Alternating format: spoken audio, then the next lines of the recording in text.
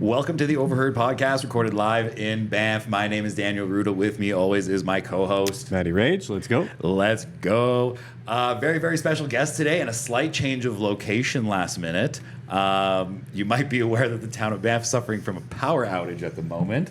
So we got to give a big, big thanks to Fran and everyone at the Grizzly House for having us here on kind of a last minute. We were setting up, no doubt, up at Banff Center and the power went out on us. So here we are. Very special guest today. We have Joanna Croston joining us. Hi. Thank nice you to so see much. you guys. Yeah. How's the day been so far? Okay, except for no power at the busiest time of year for me, but it's all good. For sure. It's wild. Just kind of the way it goes sometimes, I guess. Exactly, yeah. Before we get too far into things, if it is your first time joining us, please don't forget to give us a little like and subscribe. We're available on YouTube, Spotify, Apple Music, anywhere that you would ever listen to a podcast. Even if you don't listen to us on YouTube, go ahead and smash that like and subscribe. Every little bit helps to bring you more episodes and more local content from right here in Banff. Let's go check in with our friends over at Shaft. Let's do it.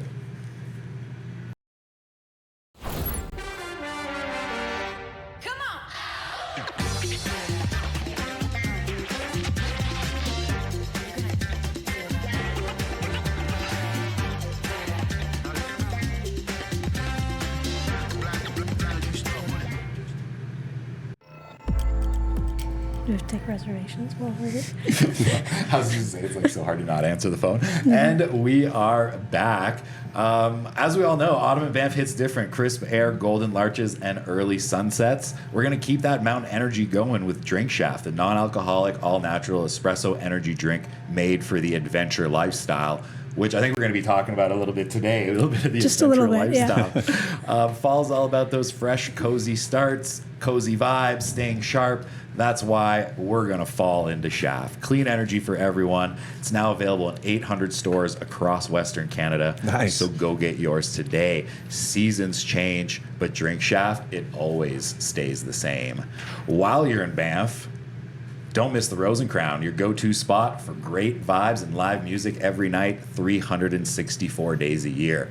And guess what? They got a big Halloween party coming up. Guess which date?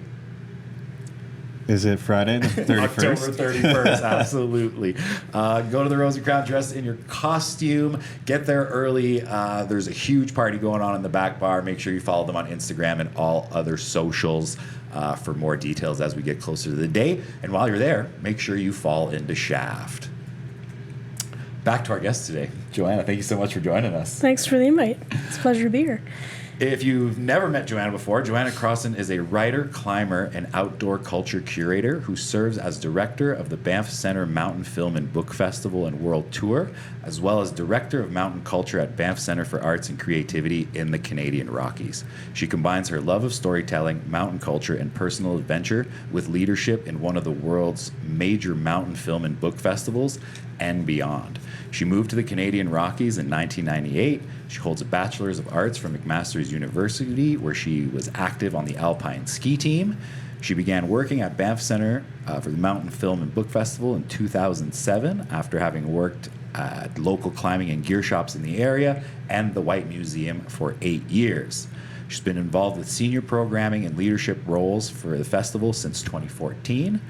As director at Banff Center, she oversees all operation of festival and world tour, curates books, films, authors, and speakers, and represents Banff on the global state of mountain festivals. She also programs the Adventure Filmmakers Workshop and Mountain Writers Intensive, 2 training programs that run during the festival annually. She's a global figure in promoting mountain culture, particularly as a champion of women's participation in adventuring, filmmaking, and writing. Starting next year, she's partnering with Well Traveled Collective on a series of women's adventure filmmaking intensives called the Moonlighter Film Camps. As a climber, she's summited many of the classic 1,000 feet peaks in the Canadian Rockies. 11,000. 11,000? Yeah. That's what I said? You said 1,000.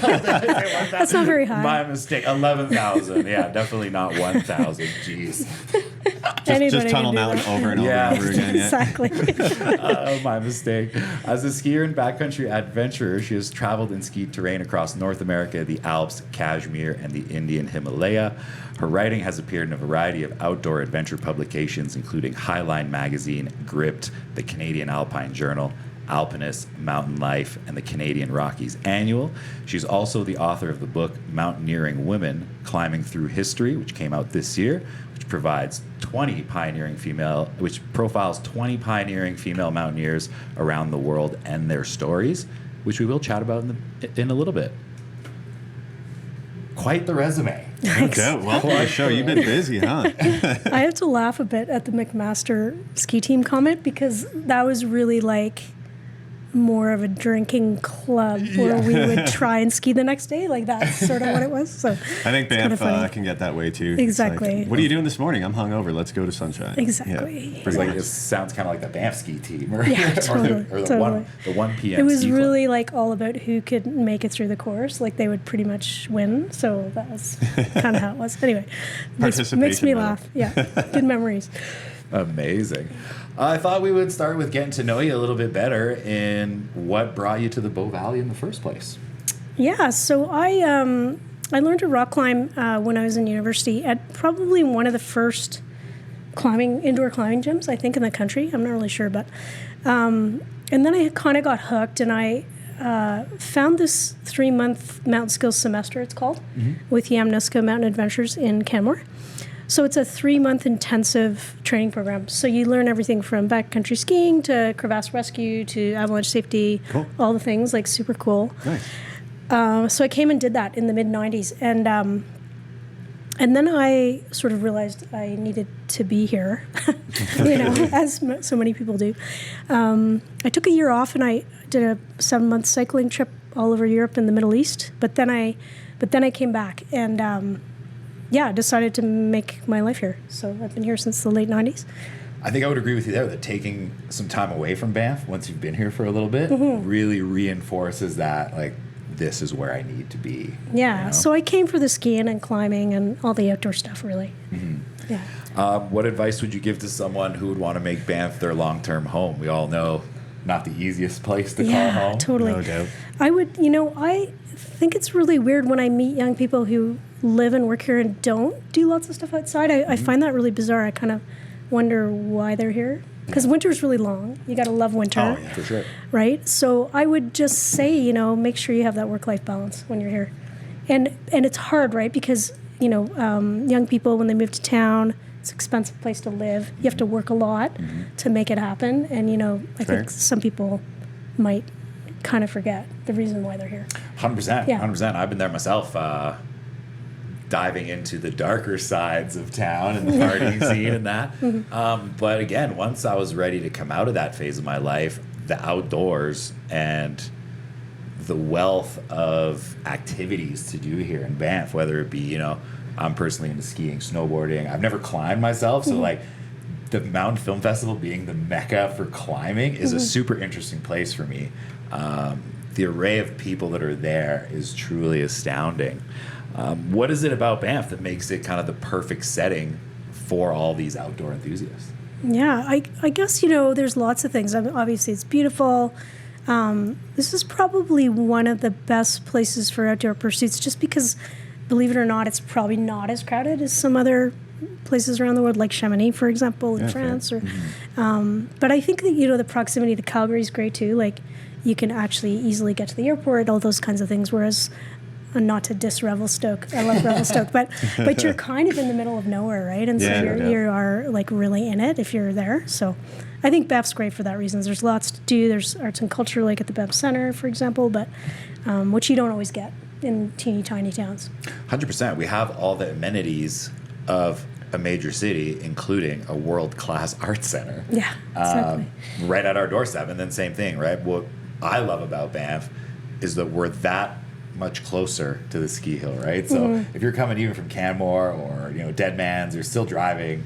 Like I could wake up at 8 o'clock and be on hill for 9, which is the ultimate, I think. So, and then all the other adjacent sports as well, like climbing here in Banff. Yeah, biking, hiking, it's backcountry. It's just Yeah, you can pretty much walk out your back door and be in the middle of nowhere and having fun in 5 minutes. Mm-hmm.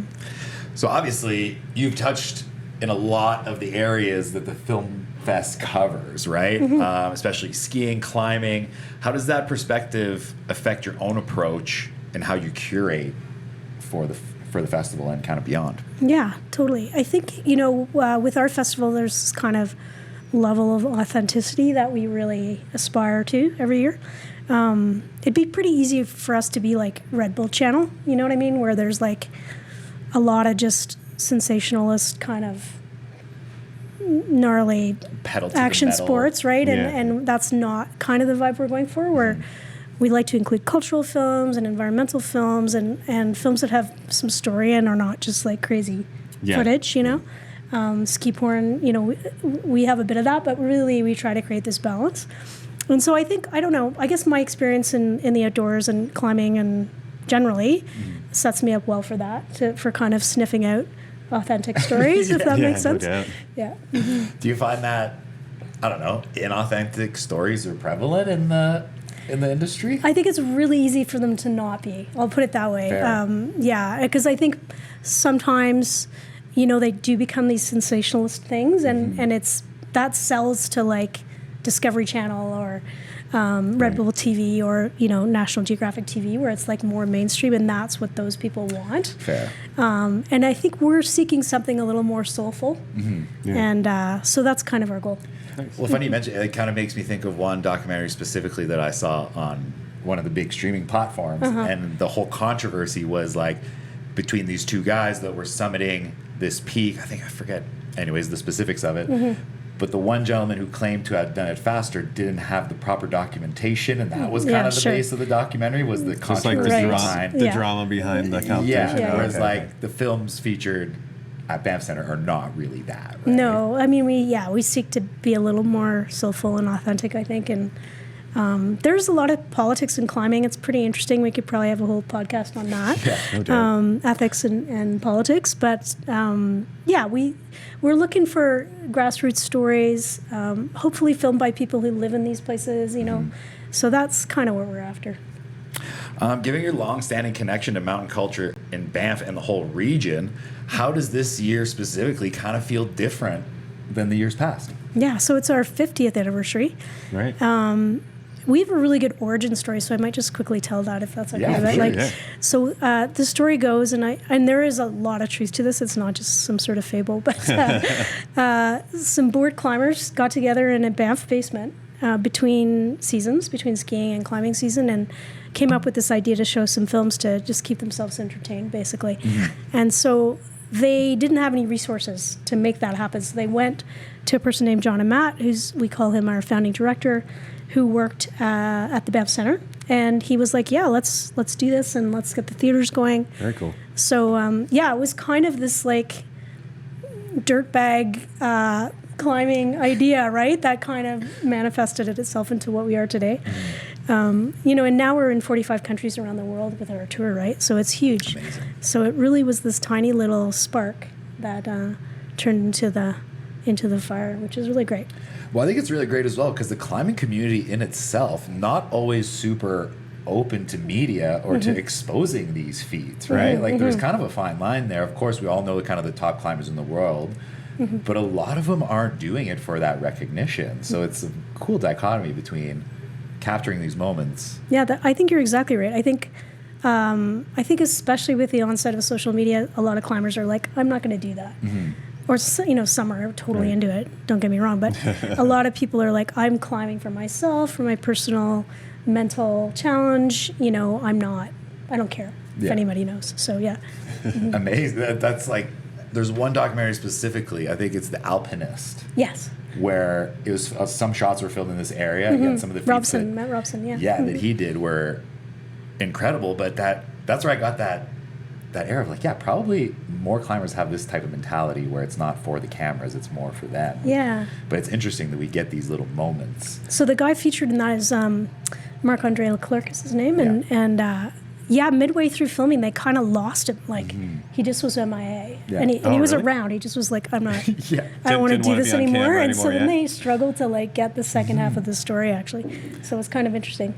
as someone that works in media, I can definitely like understand the frustration. Oh, the behind drama of that. that, yeah, for but sure. like as someone who's kind of a purist in my sports as well, I get that like when I'm snowboarding, it's for me. It's not for anyone. So I kind of understand both sides of that coin. Totally. What can we expect this year? What are you most excited for in this 50th year of programming? Yeah, so we, so we're the festival's 9 days long, so there's lots to take in. Lots. I'm obviously pretty partial to the book programs, being an author, but there's tons of great films. Obviously, we're at 80 films online and 87 films in person, and so. Wow. Yeah, there's a lot, and it's kind of impossible to actually watch everything. So, but there's some really great feature films I would recommend. One's called The Track. The other one's called Iron Winter. A bunch of our shows are already sold out, so I'm not going to plug those. But but you can actually catch. So Radical Reels is our big locals program. It's high adrenaline sports, action sports, and snow show, of course, because people are getting into the psych of the season. So those two programs sell pretty quickly for us, but we still have simulcast presentations of those that you can buy tickets for. Absolutely, So, which is like being there, basically, but watching in another room. You know what I mean? Yeah. It's fantastic. I kind of attended mostly simulcast last year, and it was a great time. Yeah, it's super fun. It's a good crowd. We've also got a couple of special anniversary things on the go this year, which we normally don't have. So we did launch a podcast as well. Yeah. Sorry, no competition intended. But, and it's really like a bit of a recycling program for us. We've got these great interviews that we've recorded over the years, and we really wanted to just get those out into the world. And so they're framed as a podcast. It's called Banff at Altitude. Yeah. And so you can check those out. And then we've got a really amazing mountain symposium planned, which is called Fire and Ice, The Stories We Tell. And I think you were going to ask me about that anyway. 100%. Should I just jump in? Yeah, let's do it. Yeah, Okay. absolutely. Yeah. So although the idea of the mountain symposium was kind of my idea, I have to give credit to my colleague, Megan Cotterill, who's really driven the programming for it. But the idea was in partnership with the UN International Year of Glacier Preservation to focus on glaciers, and regionally wildfires are really significant in that, and the recession of glaciers too. As we have fires, ash from the fires falls into the glaciers, accelerates melting and so on. So this was the general sort of theme, and we knew we weren't experts in the science of all this. We knew we were experts in storytelling. So we wanted to absolutely frame it not as like a science conference, but as a way to sort of get people motivated to act. We're sort of, if you talk to some climate scientists, they'll tell you like hope is like no longer a thing. Like now it's all about action. And so that's what this was meant to be. We want to talk about adaptation because we know this is happening and we may not be able to reverse it. And we wanted to adapt in the way to make people prepared for these things, right? And to kind of have mental preparation and, I don't know, even financial, physical, municipal preparation, like which you see around town, right? So that's the idea, and so that's pretty exciting for us, and that's going to happen right in the middle of the festival week.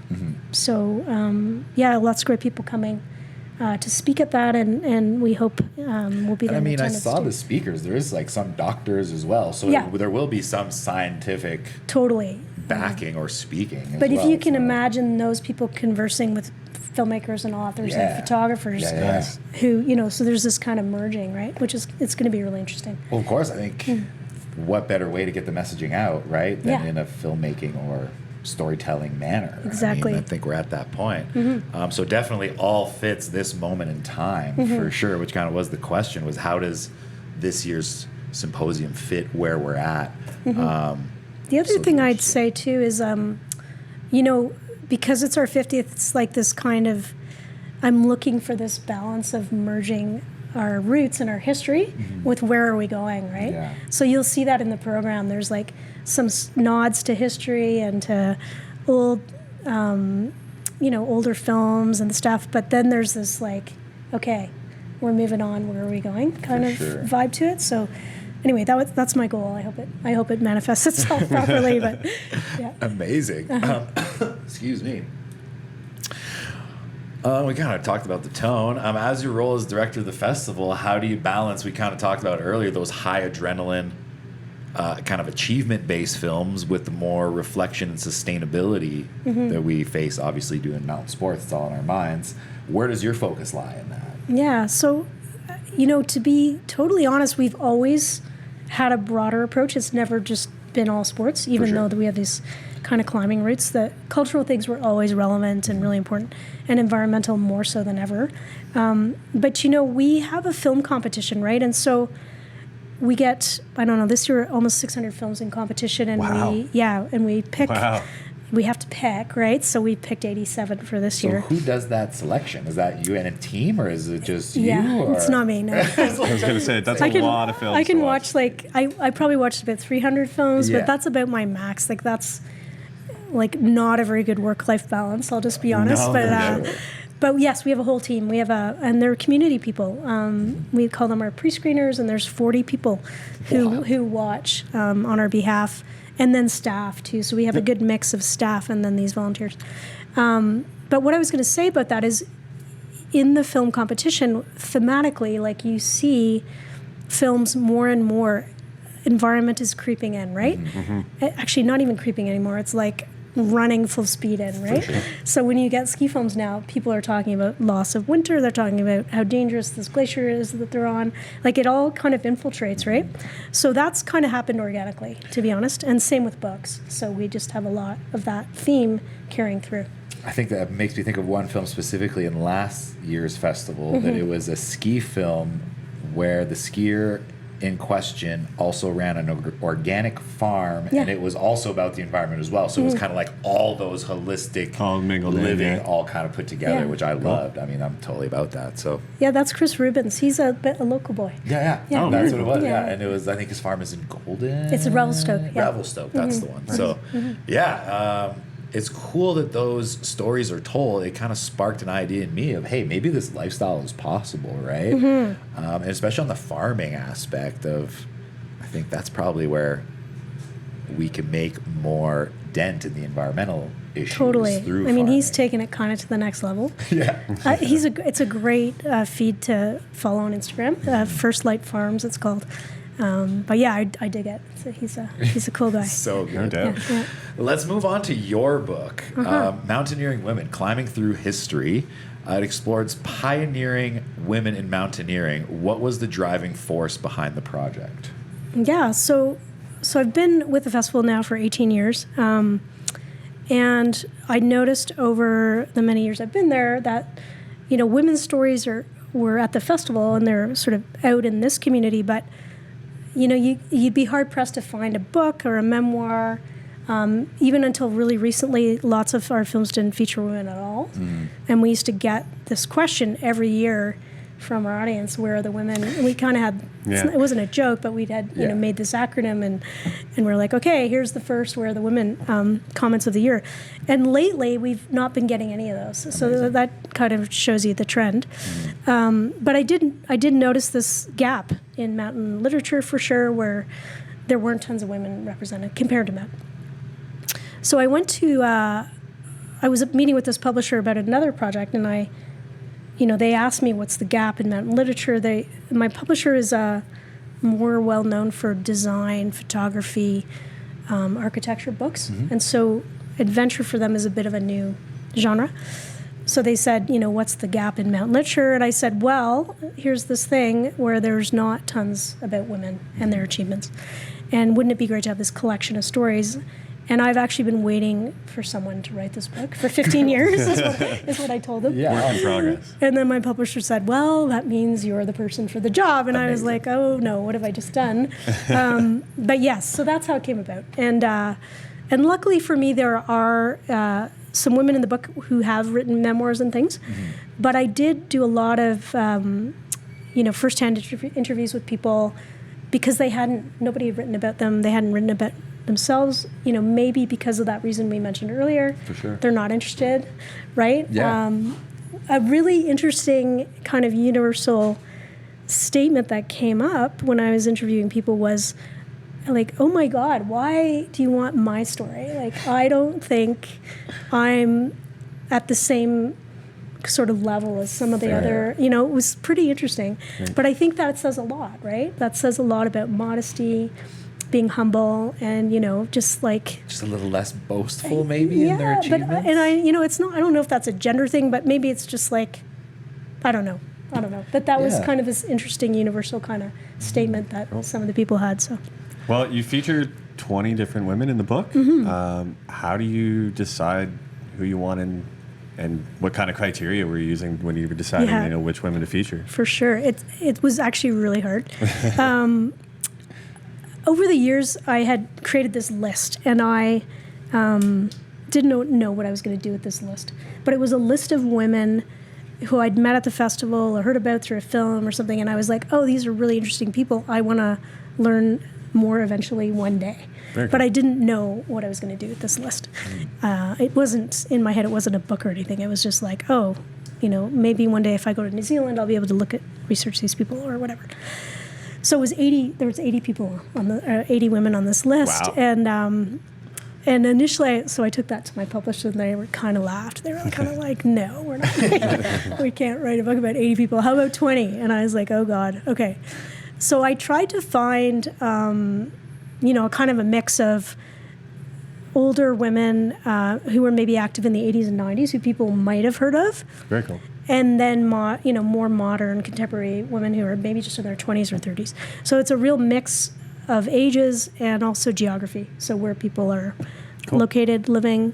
One thing I'm really sort of, I wish I had more information about are people, women from Africa or Asian countries. So there's a couple of Sherpa women in my book, and then a woman named Wasfia Nazreen, who's from Bangladesh. Cool. And then a couple of Japanese climbers. But, it's really hard to find stories about women, first of all, and then to find them in kind of more unusual locations is even more difficult. So, do you think that's just based on location, or is it maybe culturally? Yeah. I think it might be a cultural thing, and I think across the board until recently, probably in Asia, women weren't necessarily encouraged to come forward with their stories, and so that's. Sure. And then there's a language thing. There's all kinds of reasons, I think, but yeah. So you've mentioned some of the similarities or the reoccurring themes that you had between the women in your book, being that they didn't, maybe they weren't ready to share their stories. What are some of the differences that you find between them kind of generationally? Yeah, that's a really interesting question. Yeah. I think that older women in the book would say, because they say this about the generation previous to themselves, that the equipment has made such a difference in climbing and getting to the top, and things that we don't necessarily think about, like decent weather reports, Fair. or having access to that while you're on the side of a mountain. If you go to some base camps in the Himalaya, it's like a town, right? Like it's a total setup. Yeah. They have satellite TV. They've got everything is quite different, right? There's a level of comfort there, and I think being able to access that information is critical, right? So that's a huge difference for sure. And I think for the women these days who are climbing, they're less confronted with you're the only girl in the group situation, whereas in the 90s or in the 80s, that would have been definitely. For sure. Like you might have been the only woman in the province. You know what I mean? So there's that as well. So I think that's a difference. But there's this thread, though, right, that I think runs through all generations, which is this love of what they're doing and this kind of desire to pursue personal goals. It's a stream that just everyone's in, So. Absolutely. I think there's one in particular, too, a film this year that I saw an ad for, the first woman to complete the Berkeley marathons. Oh, yeah, the finisher. Oh, The really? finisher, Yeah, yes. great. That's gonna that be thing's incredible. nuts. So again, women breaking into these man-only areas, I think we're seeing more and more of that over the years. That woman's name is great. Jasmine Paris, and she wrote the introduction to my book, actually. Oh, wow. Amazing. Not random. It was actually very well thought out by my publisher, but a little bit random to me, because then I was like, oh my God, this is this film I was watching, and I was like, here she is. Anyway, it's great. Yeah, it's called The Finisher, and it's playing on Thursday, November 6th at the festival. I'll be looking forward to catching that one for sure. A lot of the women in your book come from different, like we mentioned, different cultures and even different eras. How did you go about compiling their stories? Because that's got to be a feat in itself, right? Yeah, that is the challenge, I think, with any book, is where do you start, right? So I mentioned earlier, some of them had memoirs already, so that was great. So the first thing I did was read a lot, and you would laugh at the books because they had all these flags in them, right? And like they looked ridiculous with all these sticky notes. But yeah, I read a lot. And then for women who didn't have so much published about them or hadn't written themselves, I did first-hand interviews. So Cool. via Zoom or in person if I could. There's 2 women in the book who live in Canmore, so that was easy. I just invited them over for a glass of wine and we talked for a little while. And then interestingly enough, a woman named Lydia Brady in the book too. She's from New Zealand, but she happened to be here. She's a guide, and she's like, I'm going to be in town. And I was like, great. So Amazing. glass of wine, yes, please. And then we did interviews. So yeah, it was really very good. cool. We are kind of at a unique advantage that people come here from all over the world to take part in what we're interested in, right? Exactly, So, how long did the project take you to complete, from kind of conceptualization to final drafts? It was a bit of a whirlwind, actually, I won't lie. So I submitted a proposal to my publisher in late 2023, and then it took me about 9 months to write the book. That seems quite... It was fast. Quick. It was No fast. doubt. Yeah, and then it took about a year for it to be in design and editing and the whole thing. And the book is full of photographs too, which takes a long time to get to permission for and so on. So that takes a long time. But I was lucky in that my partner, Renee, who we were talking about earlier, he's a kiteboarder, and he wanted to go to the Dominican Republic for a month to go kiteboarding. Yeah, cool. And I was like, okay, well, I'm going to write part of my book while you're down there. So we went down together for a month, and I wrote 5 chapters in a month when I was down there. Yeah. That's some output. Yeah. If anyone... And it was interesting, right? Because I needed to not be in the mountains to write it. It was a bit weird, but I didn't want to be distracted. Fair. In the middle of winter, because I love skiing. And I was like, I have to actually be somewhere where, I'm not a big beach goer. So that was perfect. It was perfect. So taking yourself away from your hobbies into a different setting. Yeah, because I just had to. On your, that's an interesting technique, actually. Yeah, it worked pretty well. It was a good strategy. Because I'm big on that. I'm a big fan of Rick Rubin and the whole creative stream and how you keep that alive and flowing. Yeah. That's the opposite technique. That's a very, very interesting technique. Maybe I'll pick your brain about that. Okay, another time. Obviously, your book focusing on women in climbing. What do you hope that women, especially young women, take away from your book? One of the things I think that will come up probably when I do the book presentation at the festival is a conversation about mentorship, right? So when so there's a woman in my book, her name's Gwen Moffat. She's 100 now. So wow. Quite amazing. Still alive. That's crazy. When she started, there were no women, right? There were no role models for her, no mentors. All the mentors she had were men. She was the first certified guide in the UK. Oh, cool. And that was a big deal. No doubt. Yeah. Anyway, but what I want to say about that is I hope that that's what this book will do for young women is here's some people who went sort of through all these hurdles that hopefully you don't have to go through anymore. And just getting the stories out too, I think, is just so important. Just as this kind of confidence builder, maybe, knowing that there are other women doing these things is pretty important. For sure, there's always that seeing people that are like you in places that you want to be. Exactly. Give you that sense of, wow, it's possible. The road has been paved, so to speak, right? So yeah, I think mentorship and role models they're definitely needed when it comes to climbing.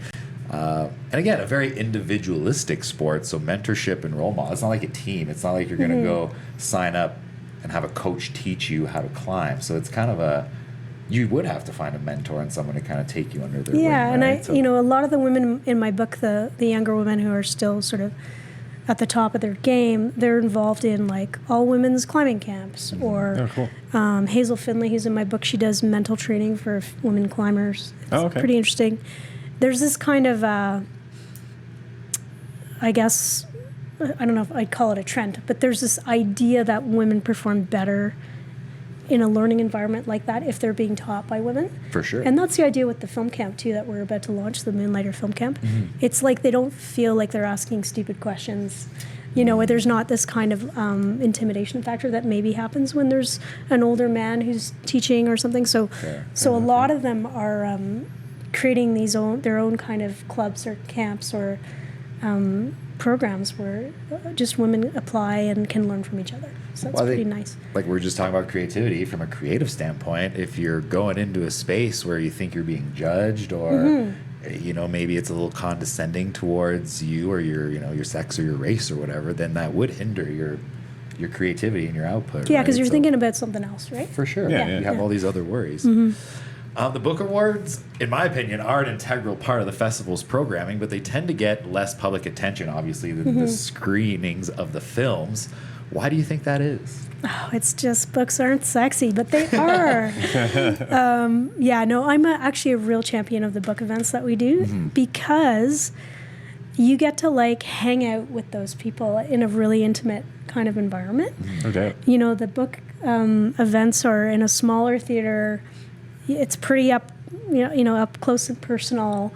And I think they're like kind of the secret gems of the festival or the book events, and I think it's just maybe a lack of understanding. Fair. or films are like everyone can kind of relate to that. What's it like? Films are digestible, and some of the films are 20, 30 minutes, whereas some are hour and a half. Whereas a book, if you're really giving attention to it, it's for your average reader, it's going to take you a little bit more time, a little more commitment to get through, right? I think so. And we get a lot of like, oh, books are dead. Nobody really reads. And I don't think so. Like if you come up and see these events, like they're pretty packed. For sure. Well, we plan on it this year. Good. Yeah. Invite you to. But I don't know. I just think there's some of the best opportunity to hear the best kind of storytelling. The films are fabulous. Don't get me wrong, but the books are just like understated, and I don't know. I can't explain it. Well, that kind of leads us into our next question. In your opinion, how does like the written word uniquely capture, film or mountain life, climbing, like the outdoors? Like, is there something unique about just the written word that maybe people overlook? Really good questions. All of these are really good questions. There is a really long history of mountain literature and people writing about their exploits, first expeditions to really remote areas in the world. Right. So there's this kind of long-standing tradition, and I think it doesn't exist in like other sports like tennis or even maybe sailing a little bit or something, but there's something about it. I don't know. It started with these big, kind of nationalistic expeditions where countries would send you somewhere, right? Right. Because they wanted to be the first to kind of explore, of course, in a lot of cases, totally ignoring indigenous peoples, but, that idea of like, we're the first, right? And then those people would come home and they'd tell the story, but then they'd have a book and a presentation and, So I think that's there's this kind of legacy piece of it. Right. Yeah. Like the writing and the written word is almost the original way to document it, right? Like back before cameras and technology, you'd have adventurers out there writing their books as they were doing their adventures, right? So almost in the same sense of a film adaptation of a book is never quite what the book reader If you read the book first and you see the movie second, you're just like, oh, they left out like some of the best parts, you know what I mean? Like, right? So probably a bit of the same thing happening with the adventure storytelling. I would say you could definitely be more comprehensive in a book. You have more time. Yeah, for sure. It's interesting because the early adventure filmmaking, there's 1920s expeditions to Everest. There were two in particular where they brought cameras with them. And we showed, I think it was the 1924 expedition to Everest. We showed a film at our 40th anniversary at the Lux here. And there's no music, right? Oh, there's no, It was the piano on stage and the guy doing the, musical accompaniment. So For this one, obviously we didn't have that, but they actually put a soundtrack behind it, which was appropriate for but that's the kind of era, right? No doubt. So if you imagine like Charlie Chaplin and that Yeah, kind of era, it's it's the same thing. But I think the challenge too is, of course, filming in these places, right? Like For that's Well, no doubt. become Getting your gear up there and yeah. having your gear work in those conditions is not always an easy task when you're talking about, especially now digital and everything being battery powered. It's like, dude, you get up in the friggin' mountains, like batteries don't last long, gear doesn't work well. It's a whole other set of challenges, right? Exactly. When you're out there, so. And imagine the size of equipment right now Oh, compared yeah. to like this little camera you have today. Yeah, exactly. But yeah. but you know, they had like probably 5 or 6 Sherpas Yeah, who had to just carry with gear. just the camera. Yeah. You know what I mean? You've been there, right? You've been to Everest? I've been to Everest Base Camp. To the yeah. base camp? What was your experience like adventuring in the So Himalaya? we were there in December. We were there at Christmas actually, and there was nobody around, which I think is Weird. a total anomaly. Yeah. Weird, yeah. Usually like it's packed, right? Yeah, yeah, yeah. I think it's cold, right? Yeah. You know, Well, yeah. it's colder than you would go if you were to go in May, which is the peak climbing season there. And we went to another base camp called Amandamlam. It's an adjacent mountain, not adjacent, pretty close to Everest. Also, just totally nobody there, crickets. Amazing. Was it just because it was Christmas and everybody was back home, or? I guess. I mean, I think it's just the off season. Oh, okay. I think Everest now, though, that wasn't that long ago. I was there. When was I? Maybe 2018, 2017. Oh, I was okay. there. There is a winter climbing season and an off kind of season climbing season at Everest too, but I don't know. It's just not high season. Yeah, fair. Yeah. What would be your advice to anyone that wants to explore that part of the world? Oh, definitely go do it. Yeah. Do it. Before I went there too, I was like, oh, it seems far and remote and kind of challenging, but it's actually not at all. Like, it's so set up beautifully for travelers that I would just say, just go. Don't even think about it. I think, it's becoming increasingly more accessible Yeah. as technology, like we said, and as more people go there. Right? And there's a real level of comfort that you don't even get here. Like, if you were to do the Wapta Traverse or a ski traverse, Yeah. we're in the Alpine Club of Canada huts.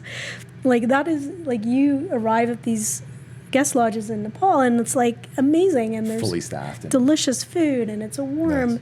friendly environment. Like, it's way better set up. And you can buy a beer and, like, Yeah, fair enough. Yeah. So yeah, it's beer like- after a long day hiking is always needed. Yeah, exactly. You're not getting a beer on the Wapta, that's No, for sure. unless you got to bring your own. It's on my to-do list, that's for sure. So we said earlier that you read over 50 books and watch around 300 films a year. What keeps you so motivated and inspired to take on that much content? Yeah, I don't know. I ask myself that question actually a lot lately. When I was first starting at it, didn't seem as crazy as it does now, but I just love it. I just love the genre. I love the topic. I love the themes. I don't know. I guess now I'm just in it, and so it feels like would be weird to not be. Yeah. So that's not a very good answer, but I think that's the best one I can give you. No, but it's like I was kind of thinking to myself the same thing. Last night I was sitting around watching some sports, and I was like, man, if I had access to the film fest, I'd be watching that right now. Yeah. You know what I mean? It's like just if it's part of your daily routine and you're in that, you enjoy that content anyways. It's like bring it on. I also, I like to kind of view myself as a bit of an enabler. I don't know what else to call myself. But I like to find those little secret films or books where, having their film screen at the festival would really be transformational for them. Amazing. So you have to watch a lot, right, to Yeah. find those. And that's the beauty of what we do, I think, is we can uplift these artists, right? What would catch your eye as something that is special? Is it more in the story that's told or in the filmmaking techniques? Yeah, I would say universally, more and more, filmmaking technique is becoming easier to have good quality. Right. That was a really weird sentence. I don't know what. Anyway, it's easier to create a good quality film. That's what I'm trying to say. Cameras are better. you can do a lot at home, on a really good computer, right? And so you don't need to have these huge.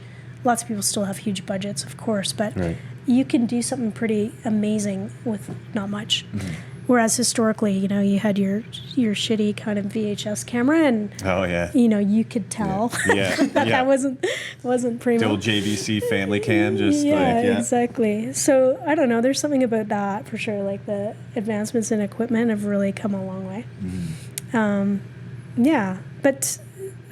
So what do I look for? I guess story is always first and foremost, for sure. Mm-hmm. I think even audiences are less inclined to watch straight up ski porn, huck and chuck films where people are just hurling themselves off stuff. Yeah. They want a little bit more. I think there's already a space for that. That's already something, like you mentioned, Red Bull TV. Like if you want that, that's there, Or even just short little nuggets online, right? Mm-hmm. Like that's where those come into play. So stories is critical. I think someone's ability to identify a really interesting character is pretty cool, and how they convey that person's story. So I look for those a lot. And this year seems to be a really good year for that. There's a lot of films about people who have committed their entire lives devoted to one cause, right? Maybe it's environmental, maybe it's like trail building, maybe it's, I don't know, there's a whole bunch of, kind of a whole spectrum of things. But that seems to be one of the trends this year, is like remarkable human beings. Amazing. Very cool. Yeah, it's cool. Well, I think that's where people want to know is who lies behind these crazy stories and feats, right? Like even the one you mentioned, the film you mentioned, Iron Winter. Like that's a feat totally outside of anything that we would be able to relate to. I did kind of read the synopsis, and it was like another one that I'm like, that one's on it's the pretty list for cool. sure. It's a really interesting intergenerational film, actually, that one. It's a Mongolian story. But these young Mongolian teenagers, I don't know how young they are, maybe 16, 17, something like that. I think 18. Is that what it says? Yeah. And they're just like kind of normal teenagers, right? But they're just living in Mongolia. And they have this horse culture, and they're trying to like kind of respect that history, but move on. It's like such a kind of classic story of coming of age, right? For any culture. But it's a super fascinating, beautiful film. Yeah. Recommend it. Highly recommend it. Very much looking forward to check it out. Looking back over the decades of the festival, what do you think has been its biggest cultural contribution to both Banff and the global mountain community? Yeah. So there is this kind of famous, maybe just famous to me, actually, quote that our founding director said, where he said, this is the kind of the penultimate mountain culture event in the country, and it is, and I have to say it truly is. So there's maybe one other festival in Canada that is comparatively, it's in Vancouver, but we are really kind of the hub for mountain culture in Canada, and I would say even North America, to be honest. No doubt. And we have this global reputation as leaders in mountain culture as well. So you'll notice when you guys are up next week, or not next week after, that there's other festival directors around. And the reason they're there is they're scouting films, and they have this like kind of seal of approval. If we've showed a film or had a book, they're like, okay, I'm gonna take that one. We know it's gonna be a winner, right? So we kind of have this global reputation, and there are a number of mountain culture festivals around the world, but we still are very much at the top of that, I would say, in numbers, but also just in reputation. Right. And a lot of people in Banff don't know that. And sometimes we're more famous outside of Banff than we are in Banff. For sure. That was the biggest thing for me, having that experience for the first time last year at the fest, was it's such a mecca for the climbing community, which is traditionally kind of a nomadic, do-it-yourself type of community. So it was cool, especially last year, with the theme of being like mental health and loss in the mountains, which a lot of people experience being in these types of sports. I found that the sense of community there within that culture was wild. We almost felt like outsiders. We went to the Dirtbag Cafe. Oh, did you? Yeah. Kind of like, I was like, they're like, who in here climbs? The whole, like, all of the Rosencrown put their hand up, and me and Dan are like, I climbed stairs. You guys we're busy with our microphones. No, we were just kind of taking it all in, because again, like not being exposed to that culture, we didn't really know what was well, in and store you kind for of us. picked the like most hardcore climbing I know, program. yeah. Like there's way more subtle other stuff. And I would say we get tons of armchair travelers and skiers and climbers too. Like Oh, yeah. not everyone by any means actually is a hardcore climber. It's like, But I mean, the stories are kind of universal, right? So people can get it. They don't have to have climbed Everest to get it. For sure, and I would recommend it. Like, not being a climber, but dipping your toe into those stories is very cool. And now it's got me a little bit more interested in watching climbing documentaries, like the more notable ones, right? Like, it's kind of got me thinking about trying it. Nice. You know? Well, So sure, give it a try. hopefully, one of these days we'll get out there. 50 years of the festival. When you look back at your contribution and what it's become, what makes you most proud of what the festival represents today? Man, another good one. Yeah, that's a tough one. I guess I'd maybe go back to that kind of idea of uplifting filmmakers and authors. I think that's, people are at the soul of everything we do, whether you're in the audience or on the stage or on the screen. Like, it's what it's all about in storytelling. And so I like to think that we have really uplifted some people.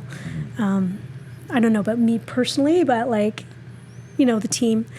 Someone like Jimmy Chin. Do you know who Jimmy Chin is? Yeah, everybody knows who big Jimmy Chin time. is. So Jimmy Chin was kind of this small-time climber, maybe filmmaker when he first came to Banff, and now he's got an Oscar and he's doing all these things, right? So that's a classic story of what can happen. Amazing. If you commit your life to it. So I'm proud of things like that for sure, and showcasing, the Mountain Writers program that you talked about earlier in our filmmakers workshop. Those are designed for emerging artists, right? So Very cool. that is you get your start there, and then hopefully one day you end up on the stage with an award in your hand. That's kind of what we're trying to do, right? Create this circle. I actually have a friend of mine that was part of those intensives last year who had kind of plans on becoming a filmmaker. So hopefully, I haven't caught up with him in a while, but hopefully those plans are in motion. And we'll see him at the awards ceremony. You might have another Exactly. success story on your Nice. hands. That's great. Right on. Well, that's all the time we have for today. Where can people get your book? They can get it at the White Museum. Actually, they've Beautiful. got copies of it. I have to go over there and sign some. They asked me to do that. But yeah, and you can get it online, of course. But I would recommend supporting your local independent bookstore. Absolutely. Well, that's all the time we have for today. Thanks Joe, so thank much, you so you much guys. for Yeah, that was chatting great. with us. Pleasure. A Hang little bit out. of a shuffle around today, but we got it. We got got it. it. Last minute relocation. Can't it. complain. We're all about event management troubleshooting. We're on film, so it's all okay. Troubleshooting Tuesdays. Yeah, Yes, that's it. exactly. Yeah. No big deal. The setting is. See you next troubleshoot. a good one. Exactly. Yeah. Please don't call me in 2 weeks. We got Thanks give a lot, you guys. Big thanks to the Grizzly House for having us. Very last minute, so we can't thank them enough. Big thanks to Drink Shaft for their constant support and the Rose and Crown. Make sure you go fall into Shaft at the Rose and Crown. And what dates are the film fest? So everybody knows it's 1st to the 9th, right? Correct, First you to got the it. ninth. November 1st through Absolutely. 9th, 2025. Tickets left for some events. You can get them online now.